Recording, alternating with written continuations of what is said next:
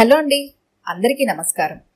ఈరోజు మనం గండ్రేటి పెంటయ్య గారు రచించిన మేలుకొలుపు అనే ఓ చక్కటి కథను విందాం.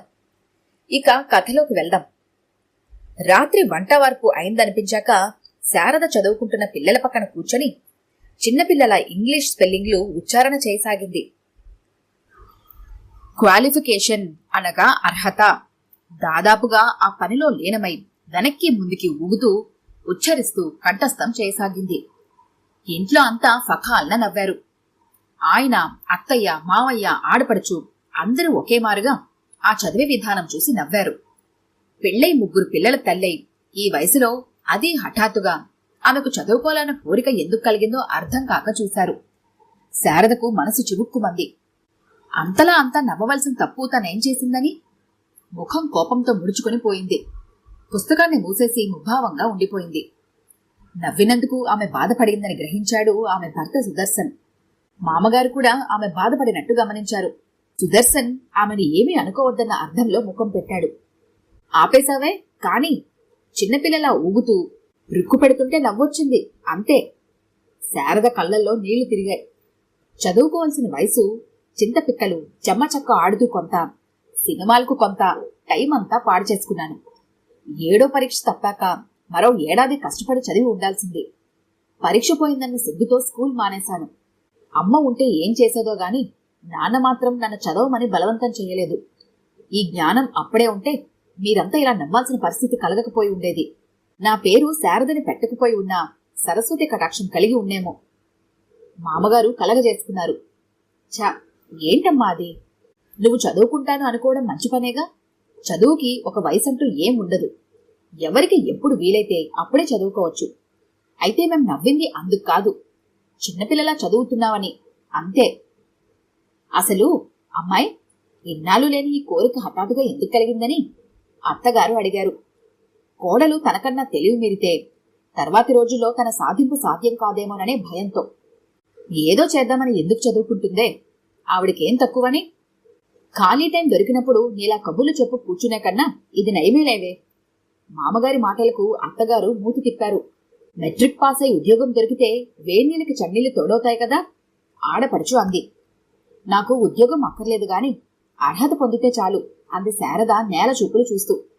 సుదర్శన్ అన్నాడు, నీ ఇష్టాన్ని కాదనేది లేదు గాని రోజంతా పిల్లలతోనూ ఇంటి పనులతోనూ ఫైటింగ్ చేసేదానివి. టైం దొరికినప్పుడైనా కొంత విశ్రాంతి తీసుకోరాదు? ఖాళీగా ఉన్నవాళ్ళకి ఇలాంటి వ్యాపకాలు మంచివే గాని నీకు ఖాళీ ప్రశ్నే లేదు కదా. పిల్లల చదువు, మీ అందరి కబుర్ల టైంలో నేనెలా విశ్రాంతి తీసుకోగలను? అంచేత నీతో కబుర్లతో దిగే బదులు ఈ పనులు దిగితే మెరుగు కదా అంది శారద.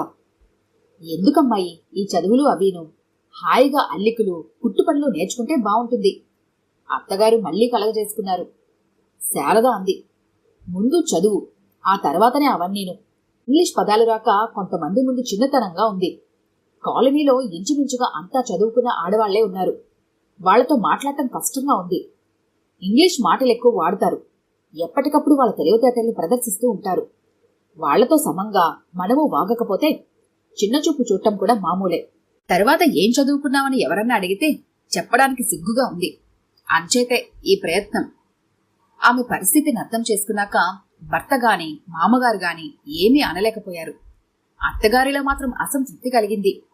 ఆడపడుచు శారదకు ప్రోత్సాహమిస్తూ అంది, నువ్వు ప్రయత్నించావంటే వచ్చే ఏడాదికి మెట్రికులేషన్ పరీక్షకు కూర్చోగలవు. నువ్వు అన్నట్టు చదువు ఉంటేనే సమాజంలో విలువ ఉంటుంది, జ్ఞానలాభం ఎలాగూ ఉంటుంది. వీటన్నింటితో మార్ధవం పెరుగుతుంది. చదువు చైతన్యం, స్వతంత్ర భావాలు, ఆత్మస్థైర్యం, ఆత్మవిశ్వాసం అన్నీ కలిగిస్తుంది. తల్లి చదువుకున్నదైతే తన పిల్లల్ని క్రమశిక్షణలో ఉంచగలదు. అటువంటి పిల్లలు విద్యారంగంలో ఎప్పుడూ ముందే ఉంటారు. మంచి పౌరులుగా స్థిరపడగలరు. అంచేత నువ్వు తప్పక చదువుకోవాల్సిందే. చెల్లెలిచ్చిన సలహాకి ముసుముసుగా నవ్వాడు సుదర్శన్. విద్యాలాభాలింకా ఉన్నాయా అంతేనా అడిగాడు. దానికి శారద సీరియస్ గా అంది, మీకు నవ్వులాటగా ఉంటే మానేస్తానులేండి. నేను మాత్రం సీరియస్ గానే ఆలోచిస్తున్నాను. సరే అయితే చదువుకుంటే చదువుకోగాని హిందీ, డ్రాయింగ్ తప్ప మరో సబ్జెక్ట్ ఏది నన్ను అడక్కు. లెక్కలు, ఇంగ్లీషు మా నాన్నగారిని అడుగు. మిగిలినవి మా చెల్లెల చేత చెప్పించుకో. ఫస్ట్ క్లాస్లో పాస్ అవుతావు. హిందీ, డ్రాయింగుల్లో పండిత మహాశైలుండగా ఇక నాకేం చింత అని శారద అనగానే అంతా గొల్లున నవ్వారు.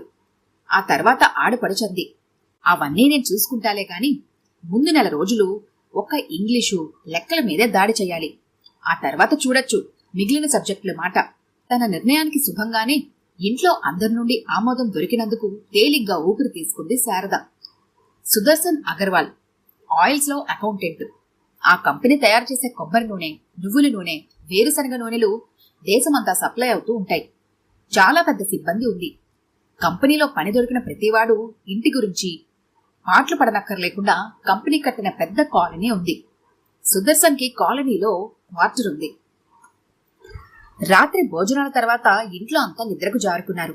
కాని శారదను మాత్రం నిద్రాదేవి కరుణించలేదు. ఆమె బుర్రలో అన్ని ఆలోచనలే.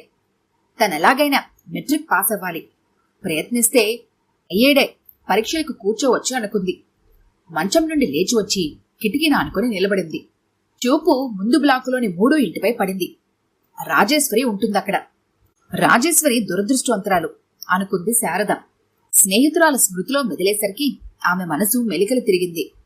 రాజేశ్వరి భర్త ఏకనాథం కూడా అగర్వాల్ ఆయిల్స్ లో ఇన్స్పెక్టర్.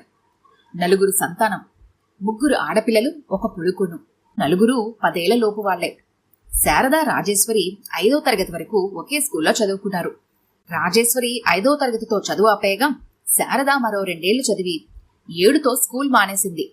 తర్వాత పెళ్లిళ్లై కాపురాలకెళ్లి తల ఉద్యోగరీత్యా కాలనీకి కాపురాలకొచ్చి మళ్లీ ఇక్కడ కలుసుకున్నారు.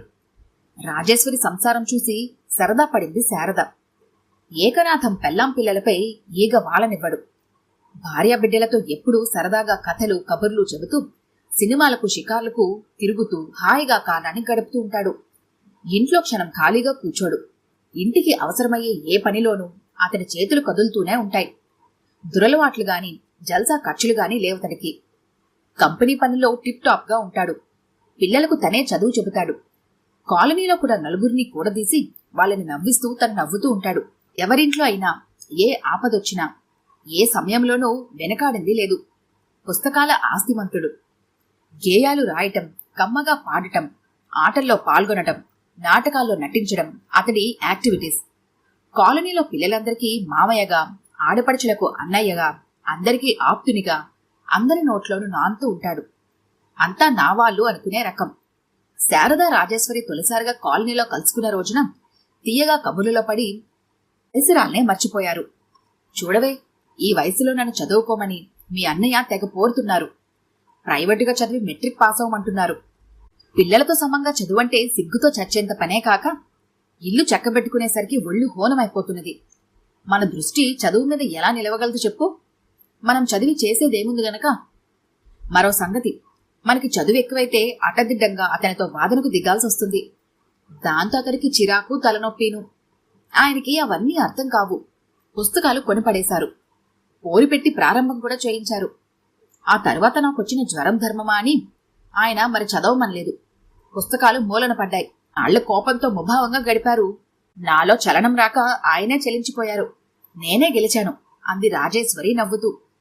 ఉద్యోగం చేద్దామనుకునే ఆడంగులకి చదువు అవసరం గాని మన వంటి వంటింటి కుందేళ్లకెందుకులే.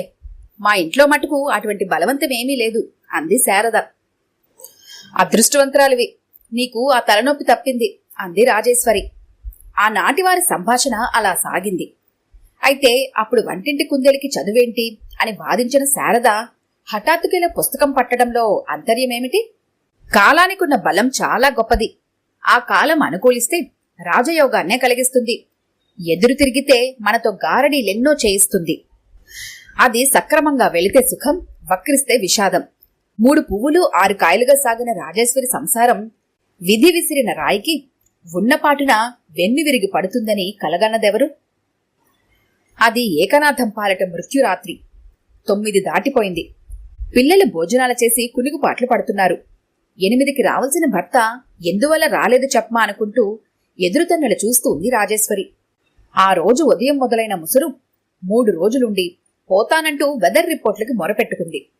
రాజేశ్వరి వరండాలో నిలబడి వర్షాన్ని తిడుతూ భర్త కోసం చూస్తుంది.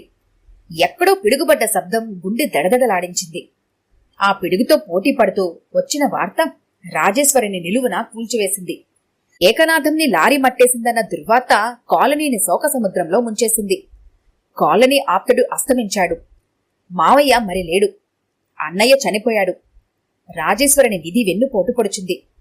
పిల్లలు అన్యాయమైపోయారు. రాజేశ్వరి దాదాపు పిచ్చిదే అయింది.